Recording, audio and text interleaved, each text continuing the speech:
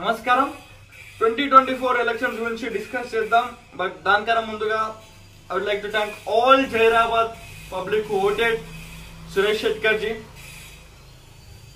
Election లో భాగమైన మాపై నమ్మకం పెట్టుకొని అన్నిటికన్నా ఎక్కువ ఆయన మంచితనం పైన, సురేష్ షెట్కర్ గారి మంచితనం పైన నమ్మకం పెట్టుకొని ఆయనకు ఓటేసిన ప్రతి ఒక్కరికి పాదాభివందనాలు చేసుకుంటూ ఫస్ట్ మనం లోక్సభ ఎలక్షన్స్, జైరాబాద్ లోక్సభ ఎలక్షన్స్ గురించి డిస్కస్ చేసి తర్వాత తెలంగాణ సిచ్యువేషన్, తర్వాత ఆంధ్ర, తర్వాత ఓవరాల్ ఇండియా సిచ్యువేషన్ గురించి డిస్కస్ చేద్దాం.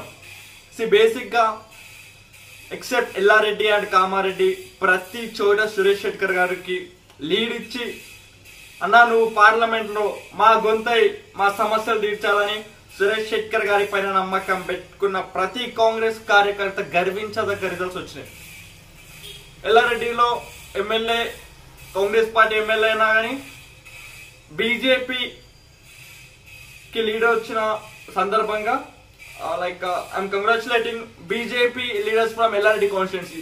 బేసిక్ గా ఎందుకంటే కామారెడ్డిలో లీడ్ రావడం పెద్ద గొప్ప విషయం ఏం కాదు, ఎందుకంటే ఎల్లారెడ్డిలో లీడర్స్ లేరు. ముఖ్యంగా బీజేపీకి లీడర్స్ లేకున్నా ఉన్న కొంతమంది అఫ్ కోర్స్ మాకు సపోర్ట్ చేయకపోయినా we're congratulating them because they made something difference in Yellareddy.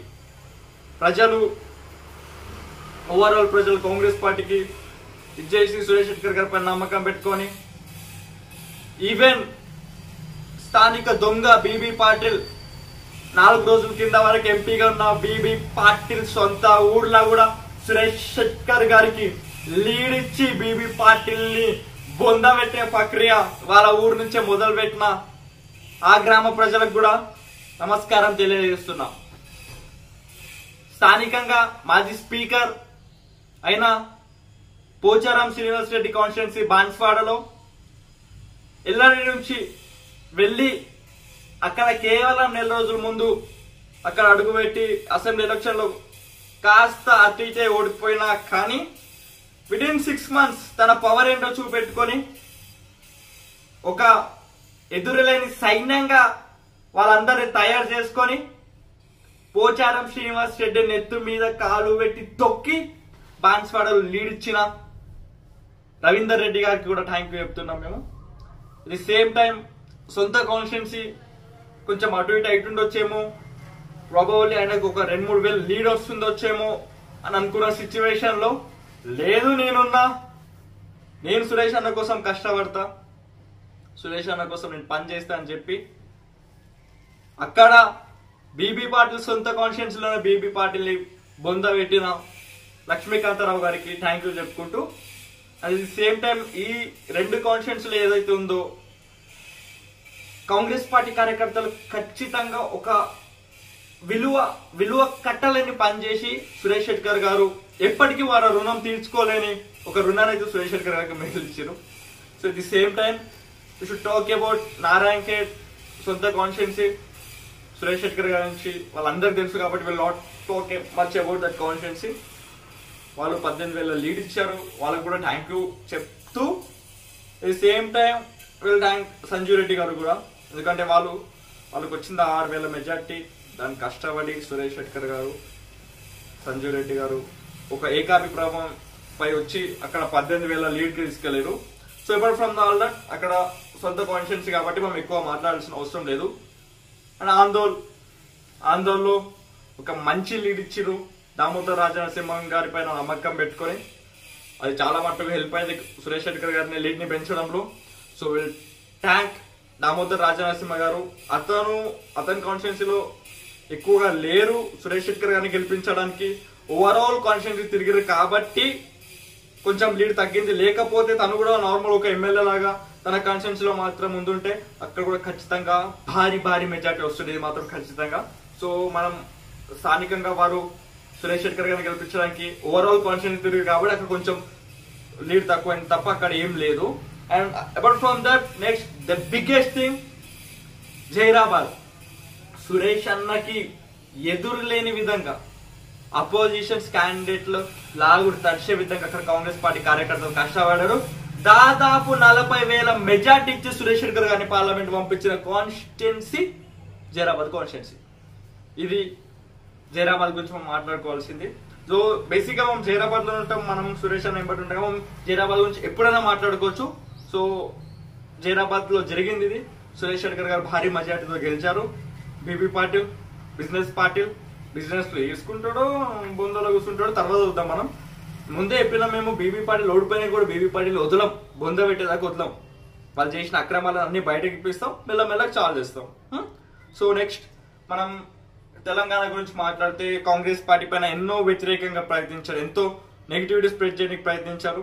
Election కన్నా ముందు 6 గ్యారంటీల గురించి అయినా అమలు చేయలేదు, అది చేయలేదు, దొంగ మాటలు బీజేపీ బీఆర్ఎస్ ఎన్నో చేసినా కానీ కాంగ్రెస్ పార్టీ ఓట్ బ్యాంక్ అంతే ఉంచుకొని కేవలం బీఆర్ఎస్ నుంచి మాత్రమే బీజేపీ ట్రాన్స్ఫర్ అయింది తప్ప కాంగ్రెస్ పార్టీ ఓట్ ఎక్కడా ట్రాన్స్ఫర్ కాలేవని చెప్పి నిరూపించి కాంగ్రెస్ పార్టీకి అత్యధిక ఓట్ శాతం ఇచ్చిన ప్రతి కార్యకర్త, ప్రతి ప్రజలకు చేతులెత్తి నమస్కరిస్తున్నాం. బేసిక్ గా ఇది జరిగింది. ఎందుకంటే చాలా ట్రై చేసారు బీజేపీ అయినా బీఆర్ఎస్ అయినా కాంగ్రెస్ నెగిటివ్ చేయడానికి, కానీ అంత కాదు, కాంగ్రెస్ పైన మాకు నమ్మకం ఉందని చెప్పి ఒక స్పష్టమైన మెజార్టీ ఇచ్చి, అంటే బేసిక్ గా సీట్లలో కాదు, ఓట్ షేరింగ్ లో కాంగ్రెస్ పార్టీకి ఎలాంటి దోకా లేదని చెప్పేసి తెలంగాణ ప్రజలు ఇచ్చిన దీన్ని స్వాగతిస్తున్నాం. ఇది సేమ్ టైం మనం అబ్జర్వ్ చేసుకోవాల్సింది ఇంకొకటి ఏంటంటే బీఆర్ఎస్. మీరు ప్రతి కాన్స్టిట్యూన్సీ లో అబ్జర్వ్ చేసుకోండి, ఇంతకు ముందు పార్లమెంట్ లో కాంగ్రెస్ ఎట్లా పడ్డాయో ఆ ఓట్లు ఖచ్చితంగా కాంగ్రెస్ కే పడ్డాయి. బట్ బీఆర్ఎస్ ఓట్లు మాత్రం ట్రాన్స్ఫర్ అయిపోయినాయి. బేసిక్ గా అమ్ముడు పోయి ఆత్మ బలిదానం చేసుకొని కేసీఆర్ బీజేపీ కోసం ఆత్మ బలిదానం చేసుకొని తన పార్టీని తను బొంద పెట్టుకొని బీజేపీ తన సహతి తల్లి పార్టీని బతికించుకోవాల్సిన ప్రయత్నం చేసిండు. So he success in that. చాలా మటుకు సక్సెస్ అయ్యింది, 8 సీట్లు వచ్చినాయి, చాలా మటుకు సక్సెస్ అయ్యిండు. And next thing I want discuss about MIM. They supported us very well. అక్కడ ఒక జోకర్ వేసేదానికి పనిచేసింది తప్ప ఓట్లు ఏం రాబట్టలేకపోయింది.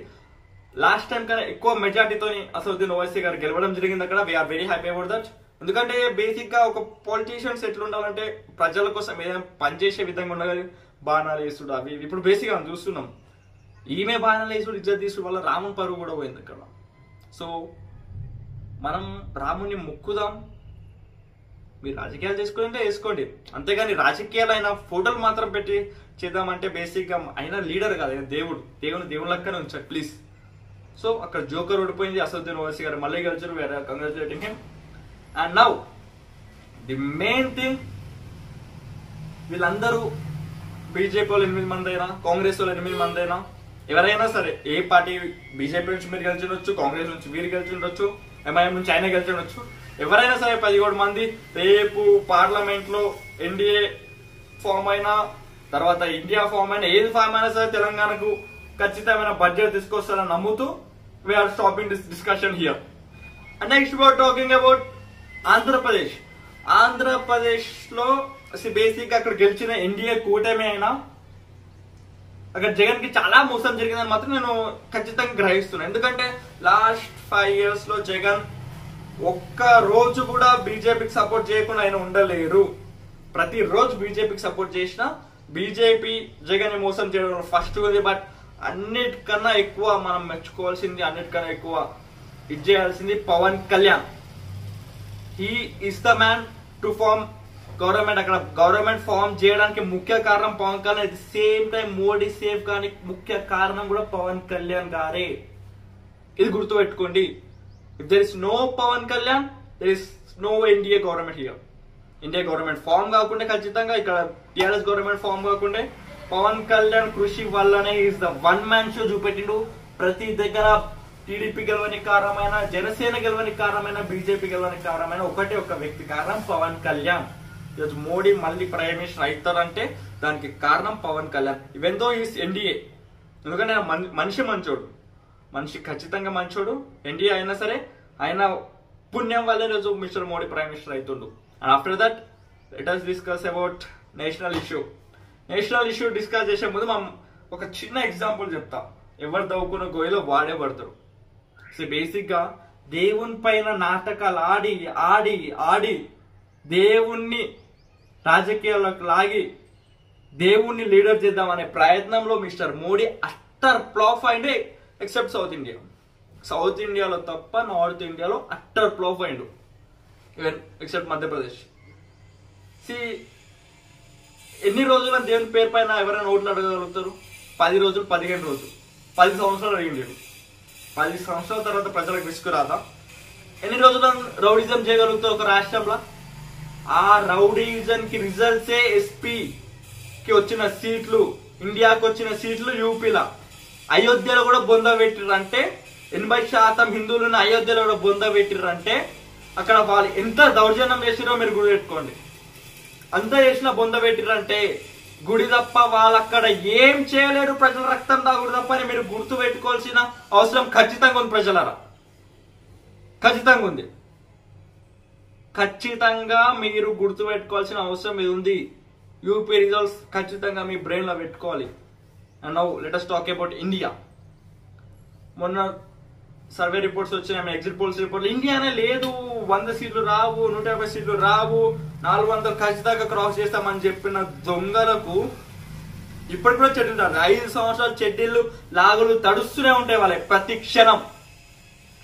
క్షణం లాగులు చెడ్డీలు తడుస్తూ, రాహుల్ గాంధీకి భయపడుతూ, ఇండియా కూటమికి భయపడుతూ, 1 సంవత్సరం ఉంటే 1 సంవత్సరం, 2 సంవత్సరాలు ఉంటే 2 సంవత్సరాలు, ప్రతిరోజు లాగులు తడుపుకుంటే వాళ్ళు బతుకుతారు. 234 సీట్లతోని ఒక్కొక్క లాగులు తడుపిస్తుంది ఈరోజు ఇండియా కూటమి. అంటే ప్రజలు గుర్తు పెట్టుకోండి, వాళ్ళకు స్పష్టమైన మెజార్టీ రాలేదు. కొంతమంది అనుకుంటారు like we got more seats then Congress party alliance అని India.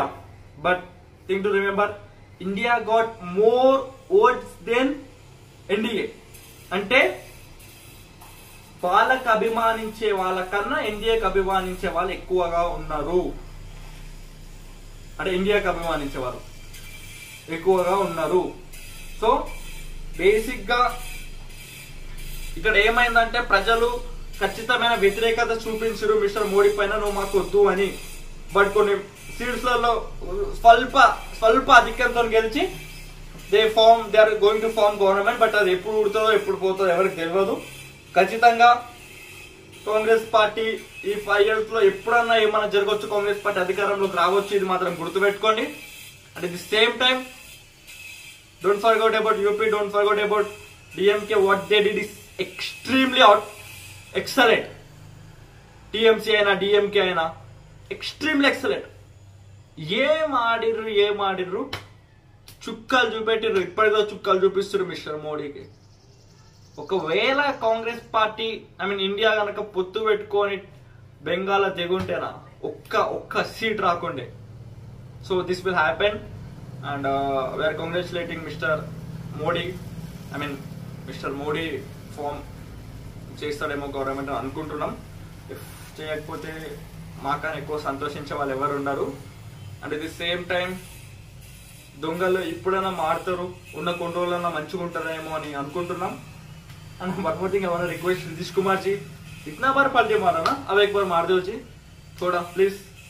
So we'll end this discussion here.